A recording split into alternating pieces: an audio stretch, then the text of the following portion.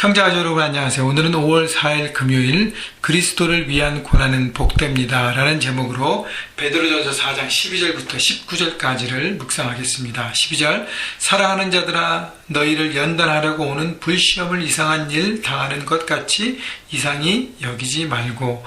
자, 사랑하는 자들아 라고 사도 베드로가 표현합니다. 자, 이 편지를 읽고 있을 터키 지역에 흩어져 있는 크리스찬들, 박해 가운데 고난 가운데 많이 어려워하고 있는 크리스찬들에게 용기와 힘을 주는 것이 베드로전서인데, 이 고난이라는 단어가 가장 많이 나오잖아요. 그죠? 이 고난의 현장 가운데 어떻게 하면 이길까? 근데 사도 베드로의 편지를 보면 이렇게 약간 이렇게 논리적인 정연, 어떻게 바울 서신처럼 약간 그건 안 되지만 그 가운데 이렇게 정말 진심 어린 정말 사도 베드로의 경험에서 나온 모든 고백들은 우리가 느낄 수 있습니다. 그래서 사랑하는 자들아라고 표현했어요. 영적 동지라는 것이죠. 고난 가운데, 박해 가운데 같은 현실과 같은 문제를 페이스하고 함께 믿음으로 돌파하는 동지들에게 너희들 내가 얼마나 사랑하고 너희들 나의 친구다. 영어 성경에 보면 dear friend 그래요. 친구들이요. 영적인 동지와 친구로 그들을 표현합니다. 자, 그렇기 때문에 고난 가운데 혼자 있지 않고 함께 힘을 서로가 서포트하고 서로가 중보하면서 함께 가기 때문에 힘을 내라는 것이죠. 여러분, 그렇기 때문에 우리 안에 서로 형제자매가 있는 것이, 같은 성도 안에서 함께 신앙생활하는 것이 얼마나 큰 축복인지 모르겠습니다. 너희를 연단하려고 오는 불시험을 이상한 일 당하는 것 같이 이상히 여기지 말라. 고난은 이상한 게 아니라는 것이죠. 고난의 목적은 바로 강건하게 세우는 것입니다. 연단이 목적이라는 거예요. 여러분, 마귀의 시험은 우리를 무너뜨리는 것이 목적이에요.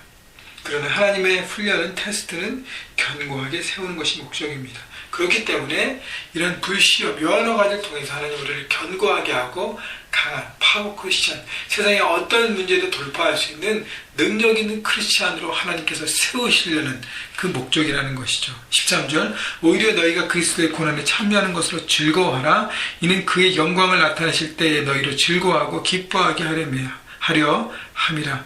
자, 고난에 참여하는 것을 즐거워하라 그랬습니다. 왜냐하면 이 연단과 시련을 통해서 견고하게 세워지고 마지막에 하나님의 영광을 바라보는 그 기뻐하고 즐거워하는 일에 동참하는, 마지막에 웃는 인생이 된다는 것이죠. 마치요, 지금 2012년 하계올림픽 런던에서 개최되는데 지금 많은 사람들이 각 국가를 대표해서 런던 올림픽에 선수로 뽑혀서 트레이닝하고 있습니다. 여러분, 얼마나 특별히 강훈을 하고 있을까요? 물론 지금 막바지 훈련에 접어들고 벌써 몇 년 계획을 통해서 훈련 가운데 들었습니다. 여러분, 훈련 안에 있는 사람이 괴롭다. 물론 훈련이 얼마나 힘들겠어요. 자기 어떤 개인적인 취미와 생각과 뜻과 이런 걸 다 접고 하나의 목표를 가지고 절심전력하고 그것을 이렇게 하드 트레이닝 하니까요. 그런데 너무 힘들다 하면서 불평하지 않습니다. 왜냐하면 런던 올림픽 영광이 있기 때문에. 올림픽 무대에 가서 정말 그 나라를 대표하는 유니폼을 입고 거기에 입장을 하고 경기에 나가는 것이 얼마나 큰 영광입니까? 그래서 뽑힌 것만 해도 큰 영광이기 때문에 훈련받으면서 기뻐하는 것이죠.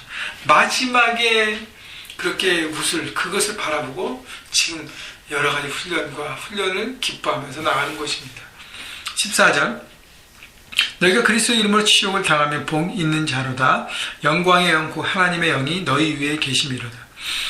자, 훈련도 있지만 또 하나는 예수님을 믿는 것 때문에 치욕, 어떤 정말 당하지 말아야 될 어떤 그런 것들을 당할 수 있다는 것입니다. 여러분, 예수님도 십자가 지시면서 많은 치욕을 당하셨어요. 침뱉침을 당하고 따귀도 맞으시고 마지막 십자가에 결정되기 전에 밤에 붙잡히셔서 갖은 고초와 고난을 받으셨습니다. 예수님이 그걸 다 수용하셨어요. 왜냐하면 십자가를 통해서 이루어질 일이 있기 때문에. 여러분, 우리가 하나님께서 주신 사명이 있기 때문에 그 과정 가운데 우리가 정직하고 정말 정결하고 최선을 다했는데도 불구하고 인정받지 못하고 더 삶이 어려워지고 여러 가지 어려울 때 여러분 낙담하지 마십시오. 바로 그것 가운데 하나님이 임재하신다고 말씀하십니다. 하나님의 영이 너희 위에 계십니다. 여러분 자신의 십자가를 지고 사명을 지고 하나님 바라고 돌파하는 인생 가운데 하나님이 그 위에 계신다고 말씀하십니다. 여러분 그렇기 때문에 여러분 하나님이 여러분을 혼자 내버려 두지 않은 것을 여러분 생각하시고 삶의 어려운 문제들을 돌파할 때마다 하나님 나와 함께 하심을 믿습니다 라고 고백하고 성령 하나님의 연삶 가운데 초청하셔서 생각하시고 그 주시는 능력 가운데 여러분 돌파하시기 바랍니다. 그것이 바로 십자가를 지는 삶이 될 것입니다. 15절 너희 중에 누구든지 살인이나 도둑질이나 악행이나 남의 일을 간섭하는 자로 고난을 받지 말려니와 다시 얘기하면 죄로 인한 대가지불과 그 다음에 의를 행함으로 받는 고난은 two different thing이라는 것이죠. 여러분 내가 실수하고 내가 죄악을 선택하고 내 고집과 내 아집 때문에 받는 대가지불은 고난이 아닙니다. 그건 당연히 받아야 되는 것이에요. 그렇기 때문에 16절 만일 그리스도인이 고난을 받으면 부끄러워하지 말고 도리어 그 이름으로 하나님께 영광을 돌려요. 여러분 하나님을 정말 신실하게 믿는 것 때문에 어려워지고 여러분 하는 사업도 정직하게 하는 것 때문에 힘들어지고 여러분이 하는 모든 일들이 그렇게 될 때도 그것 때문에 좌절하지 말라는 거예요. 힘을 얻고 믿음으로 한 발 한 발 버티고 나갈 때 결국 승리하게 된다는 것입니다. 17절 하나님의 집에서 심판을 시작할 때가 되었나니 만일 우리에게 먼저 하면 하나님의 복음을 순종하지 않는 자들의 그 마지막은 어떠하며 자 하나님의 집의 심판을 시작할 때 심판이 나중에 온다는 것이죠. 여러분 우리는 심판을 바라보는 인생 종말을 바라보는 인생을 살아가라고 베드로는 계속 권면하고 있습니다. 지금의 이 모습이 모두가 전부가 아니라는 거예요. 그렇기 때문에 하나님의 카운팅과 하나님의 그 계산하신 세마심이 있기 때문에 정말 믿음으로 우리가 한 걸음 한 걸음 정직하게 나갈 때 여러분 결국은 마지막에 웃게 되는 것 잊지 마시기 바랍니다. 18절 또 의인이 겨우 구원을 받으면 경건하지 아니한 자와 죄인은 어디서리요. 그렇기 때문에 심판할 때 우리가 먼저 복음을 받은 자로 하나님 앞에 그런 즐거움 그런 풍성함을 누리게 되는 때가 분명히 온다는 것입니다.